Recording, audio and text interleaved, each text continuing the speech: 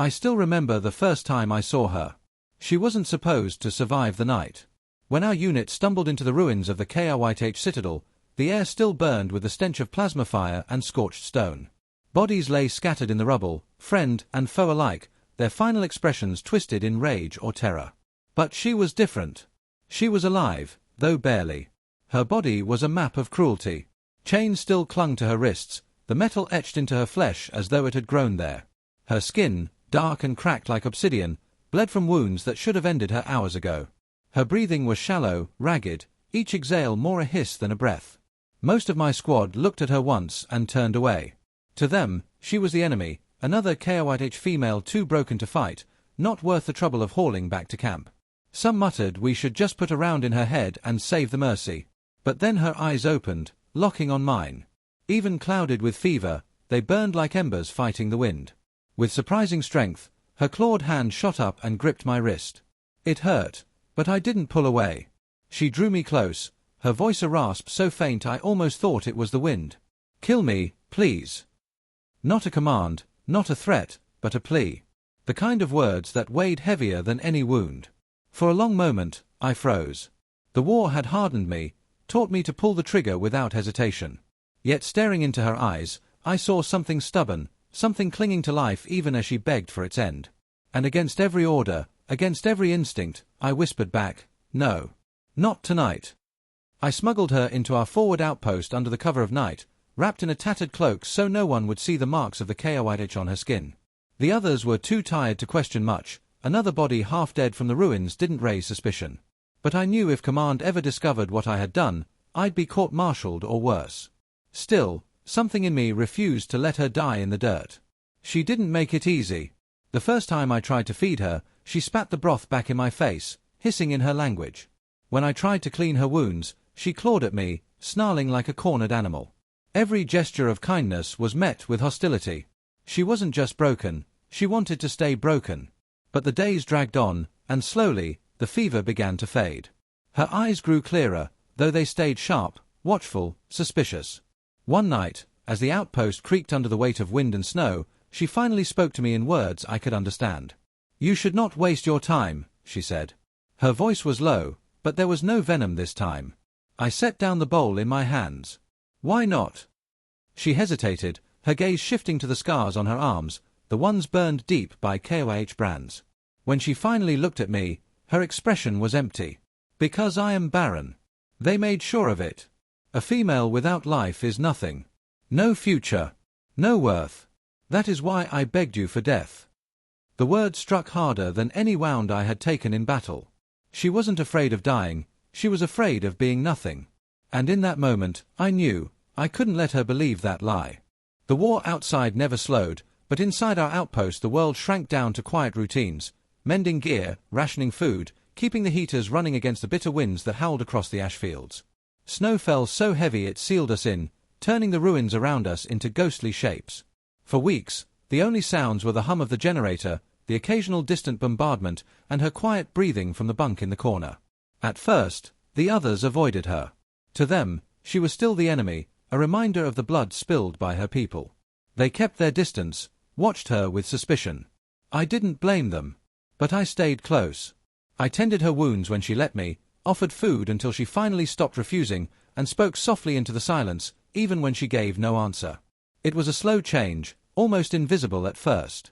She stopped spitting out the broth and began sipping it quietly. Her eyes, once always narrowed in hostility, started to linger on me with something less sharp. Then came questions. Small ones, hesitant. Why did humans laugh so much, even when hungry? Why did we sing when there was nothing worth celebrating? Why did the soldiers keep little photographs in their pockets, worn creases from touching them too often?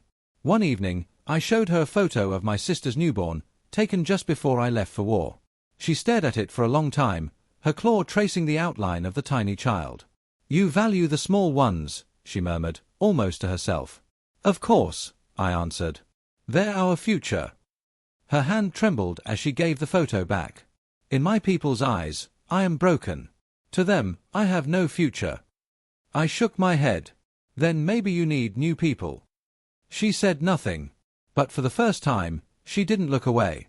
When the blockade finally broke and orders reached us, they were sharp and uncompromising: evacuate the outpost, burn anything that couldn't be carried, regroup with command. We packed in silence, each soldier moving with that weary efficiency war drills into the bones. But when I submitted the roster, including her under civilian refugee, the response came down like a blade. Just 2 words: *terminate prisoner. I sat staring at the message for what felt like hours. My hands were steady on the outside, but inside, I was shaking. She wasn't a prisoner to me anymore. She had learned our words, she worked alongside us in silence, she no longer looked at me like I was an enemy. And yet, to command, she was nothing more than waste to be disposed of. She saw the change in me immediately. She always did. "Something is wrong," she said quietly, her voice calm in the dim light of the barracks. I didn't answer. Couldn't. "You must kill me now," she continued, as though it were the most natural request in the world. "If you do not, they will. Better you than them." Her words hollowed me out. I looked at her, the same woman who had once begged for death, who had begun, slowly, to taste life again, and I knew I couldn't obey. I wouldn't. That night, I altered the records. I erased her name from the prisoner list, rewrote her into the system as a nameless refugee pulled from the rubble. When we boarded the evacuation ship, she walked beside me, cloaked and silent. I knew I was gambling everything: my career, my freedom, maybe even my life. But when I looked at her, trembling like a child waiting for judgment, I understood. I wasn't just saving her. I was choosing her. When the war finally ended and the fleets pulled back, I returned home to the colony valleys, a quiet place of rolling fields and river-fed farmlands. The villages had been spared the worst of the fighting, but scars still lingered: burnt-out barns, families missing faces at the table, silence where laughter used to be. I brought her with me, though every step of the way I wondered if I was damning her to another kind of exile. The first days were the hardest. The villagers whispered behind closed doors, their eyes narrowing whenever she passed. A KRYTH among them? An alien from the very dominion that had enslaved frontier worlds? Dangerous. Unnatural. Some muttered that I had gone mad from the war. But she did not hide. She worked with her hands, stubbornly, as though labor itself could prove her worth. She carried water from the river until her shoulders shook. She mended roofs alongside the builders, her claws clumsy at first, then precise. She helped gather crops, though the sun blistered her skin. The children watched her with wide, fearful eyes, yet she never once snarled at them, never once raised her voice. Slowly, something shifted. The whispers softened into cautious nods, then into hesitant greetings. The old farmer down the lane praised her for repairing a collapsed wall. A widow left bread at our door after she helped mend a broken loom. Respect grew, not all at once, but in the steady, undeniable way a seed grows roots. One evening, as the harvest fires painted the sky in orange, she sat beside me watching the villagers sing. Her eyes flickered with a question she could barely voice. "Why do they accept me? I am no mother, no life-giver." I smiled, tired but certain. "Because you don't need to create life to protect it." And for the first time, she smiled back. It was during the third harvest that the raiders came. The village had grown comfortable, almost forgetting the shadows of war. But comfort makes a place vulnerable, and the broken fragments of the KRYTH Dominion still roamed the stars like wounded predators, desperate and cruel.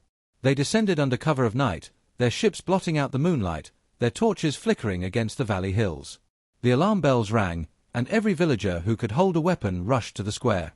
I fought with the others, my rifle cracking in the dark, heart pounding with the old rhythm of war. The raiders were relentless, moving with the fury of beasts who had lost everything. But in the chaos, over the sound of fire and steel, I heard a scream that froze me in place. It was her voice. But not of fear, of rage. I turned and saw her standing before the children, who had been herded toward the old meeting hall. Her body, scarred and still bearing the marks of chains, became their shield. She spread her arms wide, claws flashing, her stance unshakable. The raiders hesitated. Perhaps they expected her to join them, to betray us. Instead, she snarled with a fury I had never heard before, her voice carrying over the battlefield. "You will not touch them." And then she fought. Not like the broken woman I had once found in the ruins, not like the weary outcast who had whispered for death, but like a storm unleashed. Every strike was for the children. Every wound she took, she bore with defiance. When it was over, the raiders fled, broken and bleeding. She collapsed in my arms, her body trembling, blood staining her skin. "You protect them," I whispered, holding her tight. "You protect what you love." Her fading eyes met mine, fierce even then. Then, "I am human." Years slipped past like the turning of seasons, and the scars of war faded into memory. The village flourished, its fields green and heavy with harvest, its people stronger than before. And in the heart of it all was her. The one who had once begged me for death now walked among us with her head high, no longer an outcast, no longer defined by the cruelty of her people. The children she had shielded that night grew taller, braver, carrying within them the lesson she had given with her blood, that protection is love, and love is strength. They called her *Mother*, not by birth, but by bond. At first, she flinched at the word, as though it were a lie too heavy to bear. But slowly, she accepted it, and in time, she wore it like armor. She taught them skills the KIH had long forgotten, how to endure pain without surrender, how to hold their ground when the world turned against them. To the villagers, she became something more than human or alien. She became a pillar. One night, under the twin moons, we sat together in silence, watching the fireflies drift across the river. She leaned against me, her breath steady, her presence no longer restless but at peace. "I begged you for death," she said softly, her voice touched with wonder. "But you gave me something greater." "What's that?" I asked, though I already knew. "A life worth living," she whispered. And then she smiled, a smile that once seemed impossible, now radiant in the moonlight. It struck me then that she had never been barren. She had given birth, not to children of her own flesh, but to something far greater, hope, resilience, and a new future for all who called her *Mother*.